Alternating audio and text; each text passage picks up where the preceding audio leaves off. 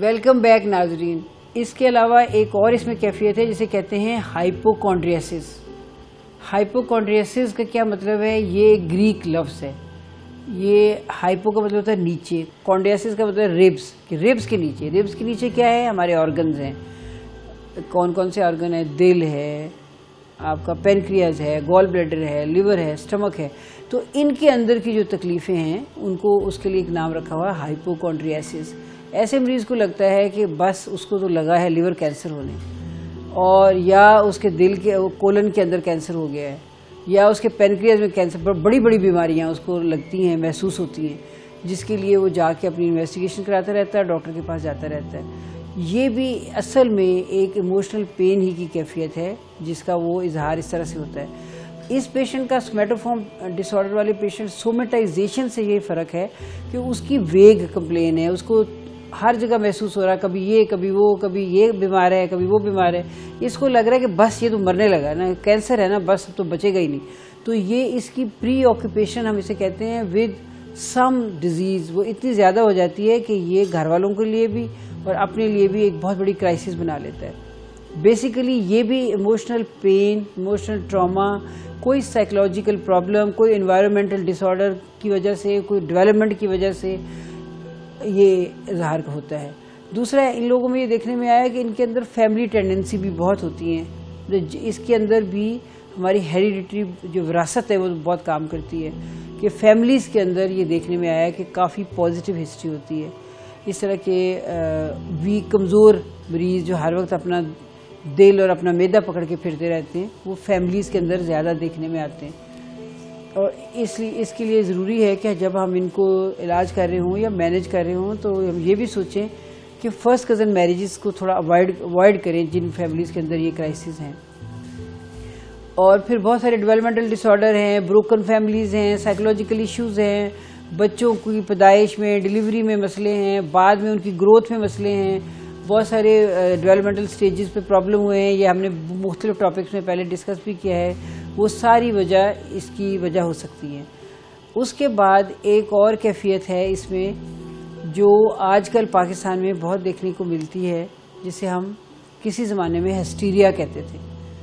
یہ آج سے بہت سال پہلے اس کو ہسٹیریا کہا جاتا تھا. یہ بھی ایک گریک لفظ ہے جس کا مطلب ہے وانڈرنگ ووم, کہ مطلب یوٹرس جو آپ کی ہے اس کا پرابلم ہے. اس کو اس طرح سے سمجھا جاتا تھا چونکہ یہ کیفیت عام طور پہ نوجوان لڑکیوں میں دیکھنے میں آئی ہے, اور اس کے ساتھ ریلیٹڈ ہوتا ہے ان کا کوئی ایموشنل کرائسس, کوئی سائیکولوجیکل کرائسس, کوئی بروکن لو افیئر, کوئی دھوکہ, اور کوئی اس طرح کے ایشوز. لیکن اب اس کا جو یہ کیفیت ہے اس کے اوپر بہت سالوں کی ریسرچ اور سائنٹیفک نالج کے بعد اس کی اور بہت ساری وجوہات بھی ہیں. لیکن یہ ایک لازمی کرائٹیریا ہے کنورژن ریئیکشن کا, ہسٹیریا کا, کہ اس میں لازمی طور پہ ایک سائیکولوجیکل ایونٹ ہوتا ہے.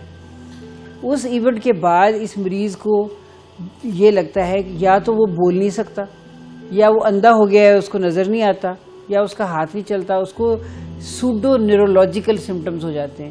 مطلب وہ لگتا ہے ایسے ہے کہ یا اس کو فالج ہو گیا ہے, یا اس کو مرگی کے دورے پڑنے لگ گئے, یا یہ بلائنڈ ہو گیا ہے, یا اس کی زبان نہیں چل رہی, یا اس کو الٹا نظر آنے لگ گیا ہے. تو جب ان کی ہسٹری لیں, جب ڈیٹیل اس میں بات کریں, تو پتہ یہ چلتا ہے کہ ایکچولی اس کے ساتھ لنکڈ ہے ایک سائیکولوجیکل ایشو جس وجہ سے یہ کیفیت ہو گئی ہے. 20 to 30% پیشنٹ جو نیورولوجیکل ڈپارٹمنٹ میں جاتے ہیں, شعبہ اعصاب جسے کہتے ہیں, وہ اس تکلیف کنورژن ریئیکشن کے مریض ہوتے ہیں. اور بعض دفعہ ہمارے فزیشین یا ہمارے نیورولوجسٹ اس بات کو نہیں سمجھ پاتے, تو وہ ان بیچاروں کا لمبا انویسٹیگیشن, MRI اور ٹریٹمنٹ ادھر ہوتا رہتا ہے, جس سے وہ کافی ڈیلیڈ ہو جاتی ہے ان کی بیماری.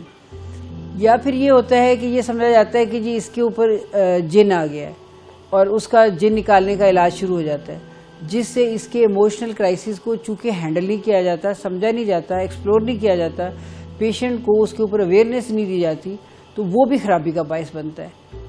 اور اس کو مختلف طریقوں سے اس کی کیا مینیفیسٹیشنز کر دی جاتی ہیں کہ وہ نہیں بول رہا, جن بول رہا ہے. ایکچولی یہ اس کی ایک نفسیاتی کیفیت ہے. تو فرائڈ نے اس کے بارے میں کہا تھا کہ ایکچولی یہ ان ریزالوڈ کانفلکٹس ہیں, ایموشنل کانفلکٹس زندگی کے, جو آپ کے انکانشیس میں چلے جاتے ہیں. مطلب اس کو پنجابی میں اچیت کہتے ہیں انکانشیس کو، یا کیا کہتے ہیں آپ کی میموری جو لیونگ میموریز ہے اسے نکل جاتے ہیں اور وہ آپ کو یاد نہیں رہتا بعض دفعہ کہ اصل وجہ کیا ہوئی تھی جس وجہ سے یہ ایشو ہوا، لیکن وہ ایشو کو لے کے اس کی پریزنٹیشن کو لے کے آگے فیملی بھی چل پڑتی ہے، ڈاکٹر بھی چل پڑتے ہیں۔ اس مریض کو ہینڈل کرنے کے لیے، اس کا علاج کرنے کے لیے ضروری ہے کہ جس وجہ سے یہ ایشو ہوا ہے اس کے اوپر ہمارا فوکس ہو، اس کو ہم سمجھیں، اس کی پیشنٹ کو اویئرنیس دیں اور اسی نوٹ کو ان نوٹ کریں، تب یہ مسئلہ حل ہو سکتا ہے۔ ناظرین، یہاں وقت ہوا بریک کا، لیتے ہیں ایک بریک۔